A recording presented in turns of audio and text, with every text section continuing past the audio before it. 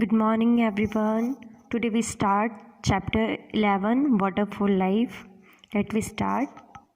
First topic is source of water. All living beings need water to survive. We know that approximately 3/4 of our planet is covered with water. आपको पता है कि सभी चीज़ों को जीने के लिए वाटर की नीड होती है. विदाउट वाटर हम लोग सर्वाइव नहीं कर सकते. जो हमारी अर्थ है, जो हमारा प्लैनेट है, वो अप्रोक्सीमेटली उसका 3/4 जो पार्ट है वो किससे कवर्ड है? वाटर से कवर्ड है. However most of this water is in the form of salt water in the seas and oceans of the world. जो हमारा 3/4 जो पार्ट कवर है, हमारा जो प्लैनेट है, जो हमारी अर्थ जो है, वो उसका 3/4 पार्ट जो है वाटर से कवर्ड है. बट उसी में जो है सीज और ओशंस जो हैं, जो सागर और महासागर है, समुद्र है, उनका वाटर जो होता है वो सॉल्टी होता है. इट मीन्स खारा होता है. Water is available on the surface of the earth as a fresh water and salt water.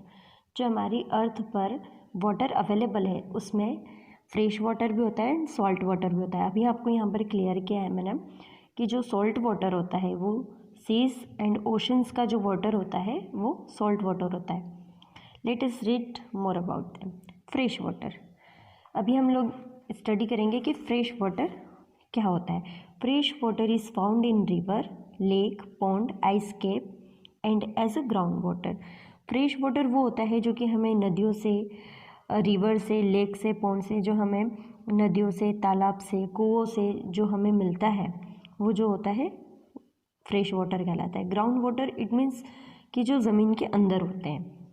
We all know that rain is the most important source of water. हमें पता है कि जो रेन है वो वाटर का सबसे इम्पोर्टेंट सोर्स है, क्योंकि विदाउट रेन कहीं पर भी वाटर अवेलेबल नहीं हो पाएगा. ना ही रिवर्स में आएगा, लेक में आएगा, ना ही पॉन्ड्स में आएगा, ना ही उसके आइस कैप्स बनेंगे. मीन्स जब तक बारिश नहीं होगी तब तक कहीं पर भी वाटर अवेलेबल नहीं हो पाएगा. The rain water refills both the surface water and the ground water. जब बारिश होती है तो वह जो है हमारा जो अर्थ है, जो हमारा प्लेनेट है, उसका सरफेस जो है, ऊपरी हिस्सा, वो भी वाटर से कवर्ड करते हैं. और जो ग्राउंड वाटर होता है, मतलब ज़मीनों के अंदर पानी भी, बारिश जो होती है वही पानी जो है ज़मीन के अंदर इकट्ठा हो जाता है. So understand that source of water and fresh water. Now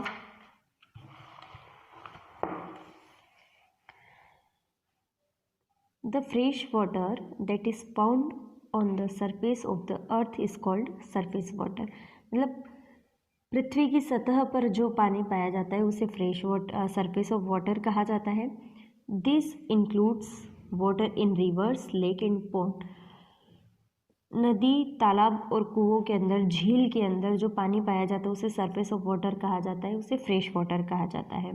the fresh water that trickles through the soil and collect between the cracks और space in the soil is called ground water.